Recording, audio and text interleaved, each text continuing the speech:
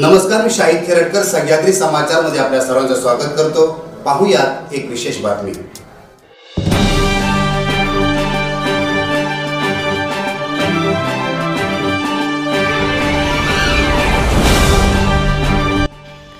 अखिल महाराष्ट्र कुणबी सेवा संघ संलग्न कुणबी युवक या महाराष्ट्रव्यापी मध्यवर्ती संघटनेच्या महत्त्वपूर्ण अशा सचिवपदी कार्यक्षम आणि प्रतिभाशाली व्यक्तिमत्व दीपक कारकर यांची सर्वानुमते बिनविरोध निवड करण्यात आली। स्वकर्तृत्वाने नेतृत्व मिळवणारा सच्चा आणि प्रामाणिक कार्यकर्ता, ज्यांचा जनसंपर्क रत्नागिरी, रायगड आणि कोकणच्या विविध भागांमध्ये आहे, ज्यांचं सामाजिक, सांस्कृतिक, क्रीडा आणि इतर क्षेत्रांमध्ये सर्वव्यापी असं योगदान आहे।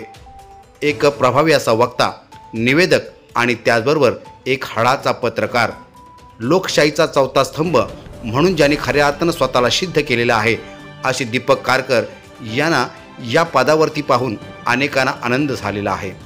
दीपक कारकर या पदाला न्याय देतील, समाजासाठी आणि विशेषतः तरुण पिढीसाठी एक आदर्शवत असं कार्य त्यांच्या हातून घडेल याची सर्वांनाच खात्री आहे। येणाऱ्या काळात दीपकजी कारकर हे सामाजिक स्तरावरती, समाजाच्या पटलावरती एक उत्तुंग असं व्यक्तिमत्व म्हणून ओळखलं जाईल, ज्यांचा सर्वांगीण असा एक आवाका आहे। दीपक कारकर हे मुंबईच्या रंगमंचावरती आपल्याला नेहमीच निवेदकाच्या भूमिकेत, आयोजकाच्या भूमिकेत पाहायला मिळतात आणि कुणबी समाज आणि या व्यतिरिक्त इतर समाज घटकांशी देखील त्यांचा दांडगा संपर्क आहे। वैचारिक प्रगल्भता आणि नव्याचा शोध घेण्याची जिद्द याच जोरावर दीपक कारकर हे नाव सामाजिक सांस्कृतिक पटलावरती अभिमानानं घेतलं जातं। गरीब परिवारातून पुढे आलेला हा तरुण स्वतःच्या प्रतिभेच्या जोरावरती स्वतःचं अस्तित्व निर्माण करतो आणि म्हणून त्याला या पदाचा सन्मान दिला जातो। दीपक कारकर यांचं सर्व स्तरातून अभिनंदन होत आहे। नमस्कार, मी दीपक कारकर। या ठिकाणी अभिव्यक्त होण्याचं कारण अखिल महाराष्ट्र कुणबी सेवा संघ नोंदणीकृत सन 2003 साली स्थापन झालेली संस्था आणि या संस्थेच्या संलग्न असणारं कुणबी युवक मंडळ या मंडळाच्या सचिवपदी माझी नुकतीच नियुक्ती झाली। मंडळाचं नुकतंच कार्यकर्ता मार्गदर्शन शिबिर सफाळे पालघर या ठिकाणी पार पडलं। ज्या शिबिराला शाखेची मध्यवर्ती कार्यकारिणी, त्याचप्रमाणे विभागीय शाखा, त्याचप्रमाणे महिला मंडळ, कुणबी युवक मंडळ अशा अनेक विभागातील सदस्य आणि वरिष्ठ पदाधिकारी उपस्थित होते।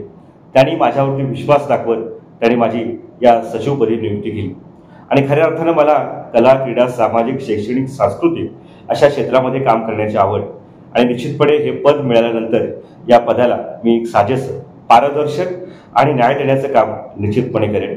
या संस्थेचे माझे अध्यक्ष, माझे मार्गदर्शक श्रीयुत रवींद्रजी मटकर साहेब, विद्यमान अध्यक्ष रविकांतजी बावकर साहेब आणि मंडळाचे सर्व वरिष्ठ कार्यकारिणी, सगळी विद्यमान कार्यकारिणी या सगळ्यांचा मी कायम ऋणी राहीन आणि खऱ्या अर्थानं माझी यापदी नियुक्ती झाल्यानंतर माझ्यावरती माझ्या सामाजिक क्षेत्रातील अनेक हितचिंतक मंडळांनी माझ्यावरती केलेल्या शुभेच्छांचा वर्षाव मला एक वेगळी प्रेरणा देऊन जातो।